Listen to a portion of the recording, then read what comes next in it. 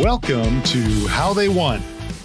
I'm your host, Bob Burns, and every week I get successful real estate professionals across North America to share their secrets of success with you. On this week's show, I'm speaking with Bob Van Allen, president of Coldwell Banker Tomlinson in Washington State and Idaho.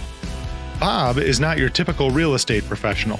He's got a very unique outlook and approach to succeeding in the business, and I think you'll really appreciate what he has to share. During our conversation, Bob and I discussed creating a repeatable plan for success in real estate, his experience with forming and growing a successful real estate team, how Bob made the decision to transition into management, and advice on finding your why, along with being your authentic self while still becoming successful in the real estate business. I hope you enjoy this conversation with a really fantastic real estate professional in North America. Thanks for listening and enjoy. This week's episode is brought to you by Leaders Edge Coaching.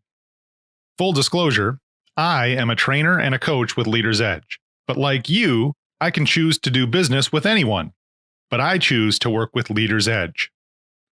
Leaders Edge has the right experience, knowledge, and tools to help you take your business to the next level. Whether that means closing more transactions, or improving your work-life balance, or building a team the right way, the coaches and staff at Leaders Edge can help you achieve your goals. For more information, email coaching@howtheywon.com. That's coaching@howtheywon.com.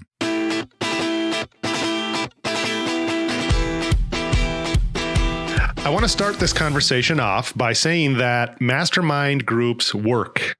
I first met today's guest at a mastermind group meeting in Aspen, Colorado. I was new to the group, and this gentleman was quick to welcome me and make me feel comfortable and a part of things. In addition to being a great guy, my guest is a really accomplished real estate professional. Bob Van Allen has been in the real estate business for around 17 years, and he has a very impressive resume of accomplishments. He's been a top producing salesperson, a team leader, managed a regional manager, and is now the president of Coldwell Banker Tomlinson in Washington State and Idaho. Real Trends ranks the Tomlinson Group as number 45 in the U.S. among all real estate companies and number 9 overall in the Coldwell Banker network. Prior to real estate, Bob was a semiconductor process engineer, and prior to that, Bob studied engineering, physics, and music theory in college. So, Bob Van Allen with Coldwell Banker Tomlinson, welcome to the show. Thanks, Bob. Appreciate it. I can't believe I didn't know about your music background until now. I've got a music background too. What instrument did you play? I play the piano. So I started in third grade and just kind of worked through school, playing at church throughout middle school and high school, and in the worship teams at church, and played in the bands at school. Went on to college and decided I enjoyed it so much that I wanted to study it, even though I never really intended to make it a professional thing. So you played more than just in church. You played in New York City with a famous singer, right? Yeah. So it's kind of my little fun party fact that I like to share with people occasionally. I like to say I opened for Bette Midler, which is a gross overstatement. But I was at an event in New York it was actually 2 months after September 11th in 2001. So it was kind of a crazy time to be there. But it was a fundraising event for the Stella Adler School of Acting, and I had a mutual connection there.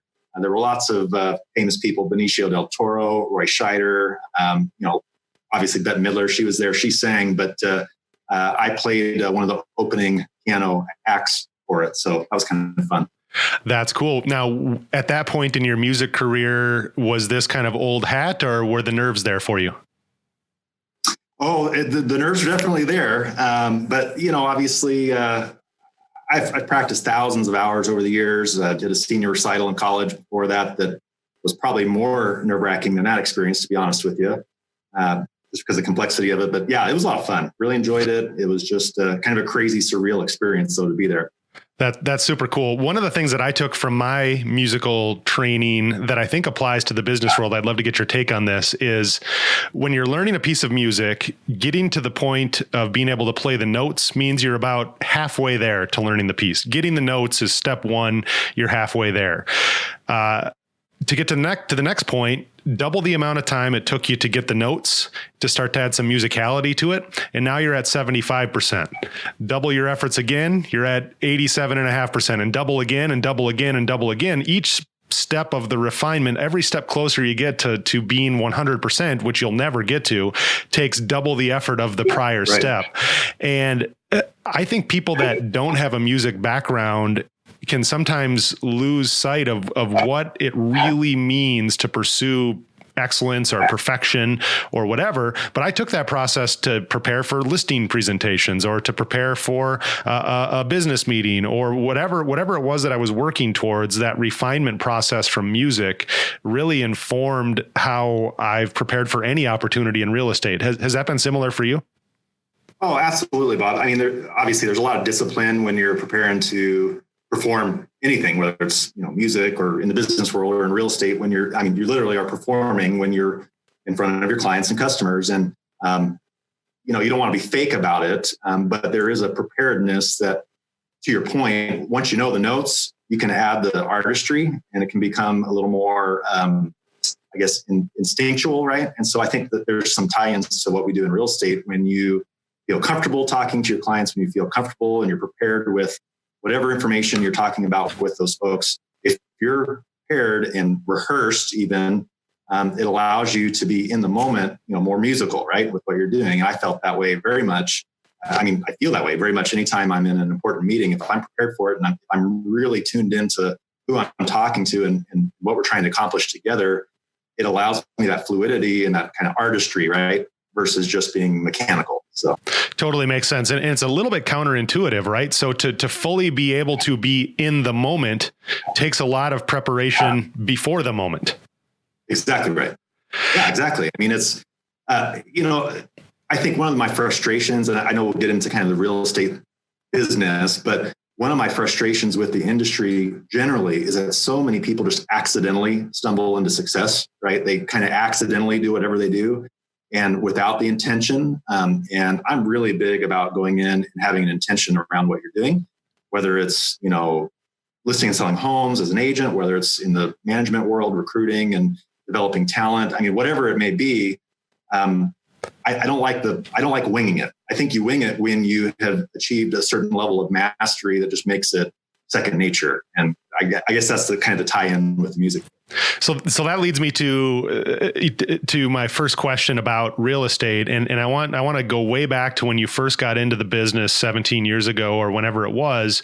You came from an engineering background. It takes linear thinking and rational, logical step-by-step thinking. What was it like for a guy with an engineering background to get into the real estate business where so many successful people approach the business in a totally non-linear, more artistic fashion? And a lot of times the most successful people, if you ask them what makes you so successful, they have no idea. They just are. Right. Yeah. I mean, I think I've always had that balance, right? I mean, like you said in the intro, I couldn't really decide what I wanted to study in college. So I studied both. I went after the science and the art. And I think that's kind of one of the, secret sauces of success for me personally, just my composition, right? It's just who I am.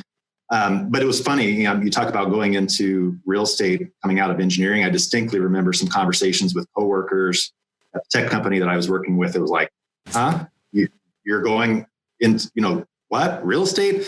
And by the way, the most awkward conversation was probably with my parents, who helped me financially, even though I made my way through college with scholarships and summer jobs, but they certainly contributed to that. And so for me to work in engineering for a couple of years and then abandon it for real estate was a pretty big shock for a lot of people. And so it's funny because a lot of people, and even when you and I talked about doing this interview, Bob, it's like, yeah, I'm not the typical real estate agent, but what I also realized at that time was I wasn't the typical engineer either.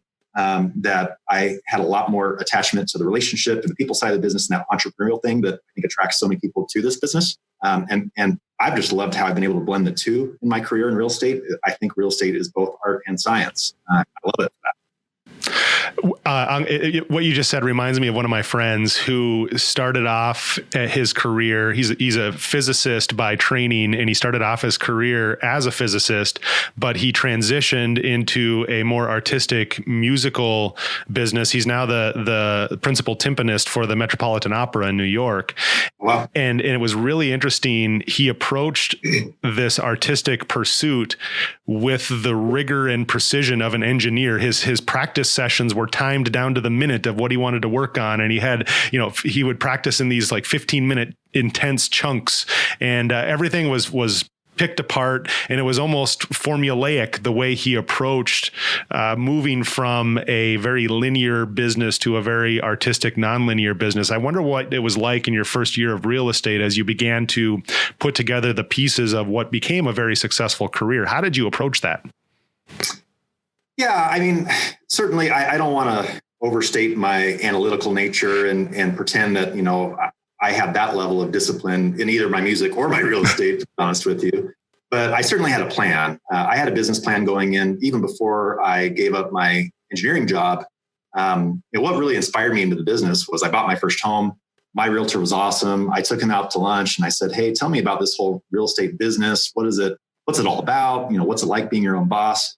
And from that point, it was probably still a good 6-month transitional period before I just gave up my job and went into real estate school. And by the way, I did that. I didn't do it, over time, slowly kind of drip. I mean, I made the decision, I'm out of here with my tech job, and went right to real estate school and jumped right in. But I had a plan, right? I had already thought about what is it like to have your own business? What are the keys to success? I'd already interviewed several other people.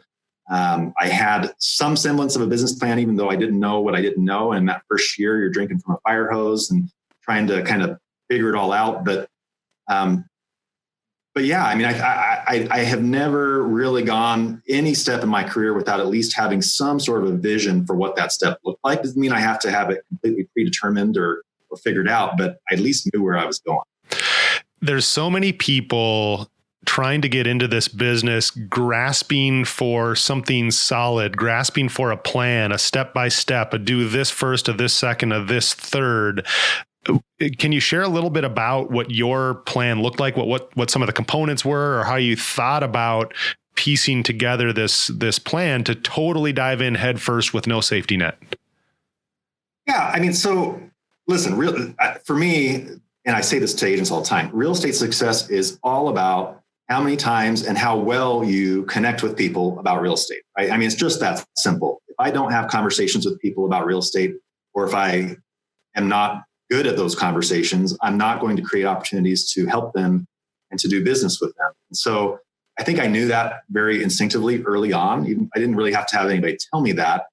This is a people business. It's not a property business, right? It's not about the houses. It's not about the deal, in my opinion. It's about the people and how you help them and how you connect with them. So for me, I knew I had a pretty well-established sphere of influence on day one. I stayed here in the Boise area after graduating from college. So I had a lot of folks that I knew from my college, a lot of folks that I knew from my engineering job. And so I knew on day one, I needed to connect with these people. So you put a system in place, right? And I literally remember, and this is again in 2003, buying my first like HP inkjet printer and buying ink by, the bulk at Costco to print my newsletters to send out to all these people, right? I mean, I distinctively remember that experience and knowing that I needed to connect with people, knowing that it was about following up with that relationship and letting them know, hey, I'm in real estate, and there's a system to it, right? Like putting it, we talk a lot about CRMs in this day and age. And back then, I think my CRM was, Outlook or whatever, but it was, you got to do something to manage that and to stay on top of it. And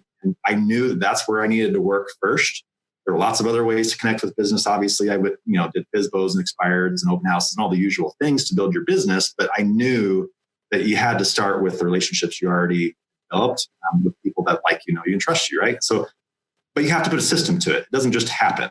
I think for a lot of us, we just kind of wing it again, and it just kind of happens. And I think folks that do that oftentimes reap the appropriate result for that. And that wasn't going to be me. I knew that in my first year in the business. In your case, the system that you developed supported the process and the goal, as opposed to the reverse that a lot of people fall in the trap of adopting a system and then trying to feed that system in an appropriate way. So I think that's a really important distinction, right? To figure out what your process is, figure out what you're trying to do. You're trying to connect with people. How can I make that easier rather than how do I run the software program that wants me to do certain things, right? Exactly right. Exactly right. And again, I'm kind of dating myself a little bit here, but back in 2003, this is pre-Zillow, right? Pre like internet leads being the big deal that they have become, but there were lots of other ways that you would like cold connect with people. I just knew that you had to put a system with the warm connections first. You got to start with that first. Like totally makes sense. So let's fast forward a little bit for you. So I'm sorry. Right. The machine won't do it for you. So let's fast forward a little bit. You built a really solid real estate practice. You were a sole practitioner for a number of years, probably the bulk of your business. But at some point you decided, I want to grow this and form a team. How did you get to that point in your career? Yeah. So, it got to a place where I really wanted to specialize on the listing side of the business. And so I approached a fellow agent in my office who really enjoyed being on the buy side. And talked to her about partnership and had, I'll say it was a small team because we had an admin assistant and her as my buyer's agent. And it was literally the three of us for a period of time there.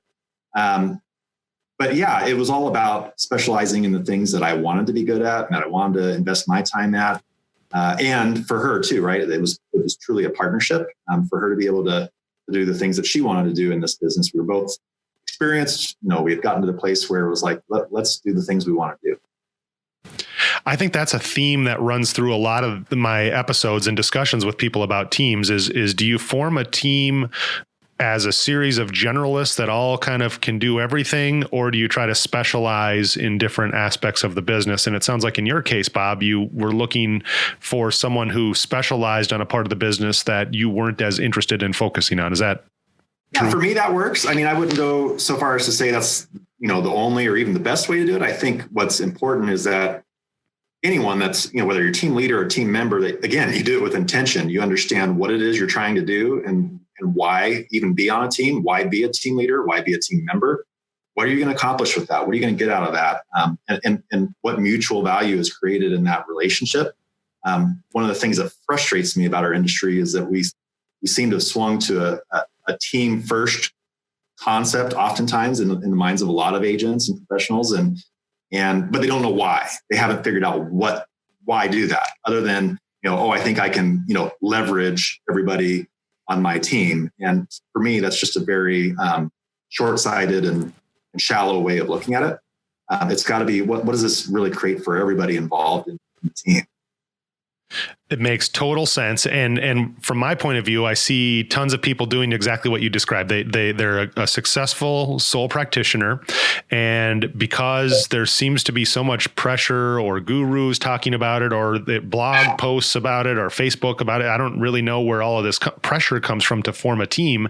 They form a team. They don't really know why. And at the end of the day, their revenue probably does go up as a result of forming their team. But I'd say at least 8 times out of 10, their actual net profit, their take home 1099 earnings as a team leader versus a sole practitioner, for most people, it goes down. Exactly right. Well, and that's a theme. You could build on that with, obviously I'm a broker manager and recruitment is a huge part of what we do. And in the recruitment world, it seems like so many people are just fixated on the commission split. And to your point, they're not talking about their bottom line. They're not talking about their 1099 income, which is really what matters at the end of the year, but they're talking about percentages along the way. And the same thing is true with the team thing that, I grew my GCI, but what did I do to my expenses in this process, right? I think, again, it's about intention. Do you understand what results you're going to get by taking that step, by making that move? And not only has your income gone down, the amount of time required to create it has skyrocketed as a team leader now. So when you build a team, it's so important to do exactly what you're describing, Bob, to do it with intention, to have a plan, and to have some objectives you're trying to meet along the way, rather than just build a team for the sake of a team. You talked a little bit about management, and this always intrigues me because for the most part, management in real estate makes less money than sales in real estate. It's like professional football or sports in any case. The players on the field tend to make more money than the coaches on the sidelines. What made you pursue management and take that pay cut? Yeah. And so I think there's a lot of things in that, Bob, and those of us that have, even team leaders, I think in a lot of ways, going back to the team thing real briefly, I think there's this misnomer that like I'm going to leverage people and still make the same amount of money or more money and not have to work as hard. And it's different kind of work, right? And that's really what it's about. For me, when I moved into the management role, it's a different kind of work. So I got to a place where, I'll be honest with you, the transactional side of the business, I was starting to kind of lose that zing with the customer facing relationship. Like it was just another listing presentation, just another closing, just another showing with a buyer. And I knew that I tend to get kind of stir crazy and bored pretty easily. And after doing that for 10 years, I was ready for kind of a new gig. And so how I got into management was a previous broker owner of a company tapped me on the shoulder, as happens so often, and says, hey, you look like someone who might be interested in leadership in this industry. You might be interested in the bigger picture. Does this interest you? Does that kind of light a fire for you? And it did. And that seed was planted and cultivated over several years. But finally, in 2013, I made that leap. And I guess I would tell you, yeah, you're exactly right. The star players are going to out earn the coach, most of the time. But what I found is the kind of like new level of engagement that this has created in my career. I like to say I get to see my thumbprint on the world around me more. I don't need the accolades or the recognition for that. That's not what it's about, but it's about just that self-fulfillment of looking around and saying, okay, I had something to do with that person's success. I had something to do with that person's upward mobility in the company. I had something to do with shaping the industry or the market or whatever it is that I'm working on. This is my new creation at our company or a new program or new technology, whatever it is. It's fun to see that at scale versus just in my own business, just for my own benefit. And I think that rewarding side of management is what makes it worth the potential pay cut, right? Totally. There's nothing better, at least from my perspective, and probably this is why I pursued management too, than to be able to be a small part of someone's amazing success, to be maybe a spark that allowed them to create an income and a living for their family and to create generational wealth for themselves, and to have, as you said, my thumbprint on an important part of the industry. Really, really cool stuff. 100%. Yeah. Doesn't pay as well as selling houses, but the intrinsic rewards are definitely there. So you've been doing this 17 years. You said you can get bored sometimes with things. So what has kept you engaged? How have you been able to continue to learn and grow in your career? Well, I mean, you mentioned it earlier on the musician, parallel, right? That you never get to 100%. It's kind of like, another place where this is true for me is my golf game. I'm a 11 handicap golfer, so by no means am I ever going to be on tour, but I enjoy it.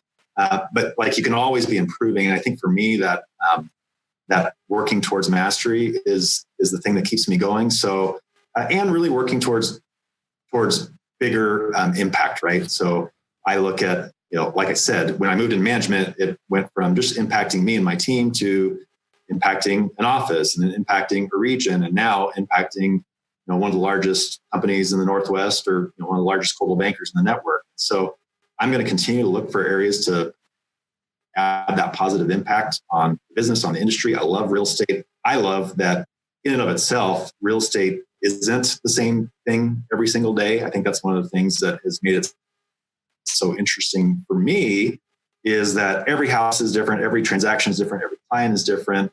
Every agent is different. Every business model is different. There's so many different ways to get there in this business. And that to me is very interesting because you never stop learning that way, right? I'm never going to say my way is the way. I'm going to say my way works for me. And it's authentic to me and my true self, but you got to find what works for you. I think that's awesome. Awesome advice. We talked a little bit about the industry and this kind of direction on teams that the thing seems to be going in for sometimes the right reason, sometimes the wrong reason. But as you zoom out and look at the entire industry, if you could wave a magic wand and change one thing about the real estate industry, what would that be? Well, I mean, it kind of goes back to the intention thing. I would love it. Listen, when we set this up, it was the whole like, hey, Bob, you're a really analytical guy, and that's atypical in real estate. And I'm not looking to have an industry created and run by spreadsheets or whatever. That's not what it's about. But again, it goes back to the intention. I really see it happening, by the way, with technology's impact. And I hate the word disruption because it's so overused, but the things that are happening in the industry, and the fact that we're seeing younger and younger professionals come into the business as a first career choice, right? Not as a second or third or fourth, but young entrepreneurs that are coming in, they're already tech enabled, they're already savvy. Oftentimes they're coming in from, business education. And so that's a very different paradigm than I think real estate has been historically. And so I'm excited to see real estate, I guess I'll be honest with you, taken more seriously. I think when a lot of people told me that you're not your typical real estate agent, they meant that kind of derogatorily towards the business, right? They said, hey, I didn't have a great experience with my realtor previously or whatever, but Bob, you seem sharp, you seem polished, you seem prepared. That's why I trust you. And that worked for me. I'd like to see that work across the industry at large more.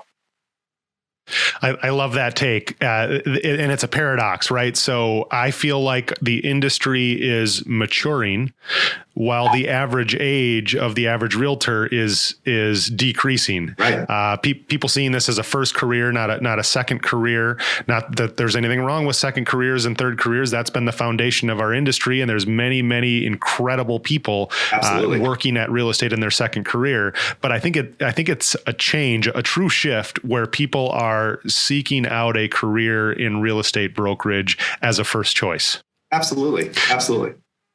So for those folks that are listening that are thinking about real estate as a first career or a second career or wherever they are in their life, or maybe they're already in real estate, you've had a super successful career at the various things that you've done. You've been successful at every turn. What one piece of career advice would you give to everybody listening to this interview? Oh man, it's hard to limit it to one, right? I think a couple things. Number one, be your true self. It's kind of funny. Growing up, everybody gets made fun of for one reason or another, and being different is a bad thing, right? In middle school and high school, as you kind of grow up and mature, and ironically, the best thing, in my opinion, that you can be is different in business and in real estate. If you understand your differentiation and if you understand what it is that makes you unique and your secret sauce and your personality and how you're going to connect with people in a unique way and how that adds value. I mean, understanding that and embracing it versus running away from it, I think is key. We hear so many times like the same stuff in real estate, like any realtor or any broker USA could say what you just said. And I think that for me is the piece, like, figure that out early. Figure out what your secret sauce is, how you're unique, and then embrace that and build on that and amplify it as much as you possibly can. Find mentors, find successful people around you and pick their brain on what made them successful. I know it's kind of cliche, but it's real. It worked for me, and I think it works for so many others. And again, just do it with intention. Have an idea have a vision for yourself of where you want to be with this thing. I think that sums it up beautifully. Approach the business with intention, find mentors along the way to help you not have to make other people's mistakes yourself, and overarching everything like an umbrella, just be your true self. Don't try to be someone else that's already taken. Just be yourself. So Bob Van Allen with Coldwell Banker Tomlinson in Washington and Idaho. Thanks so much for being on the show. I really appreciate it, and I know the listeners will too.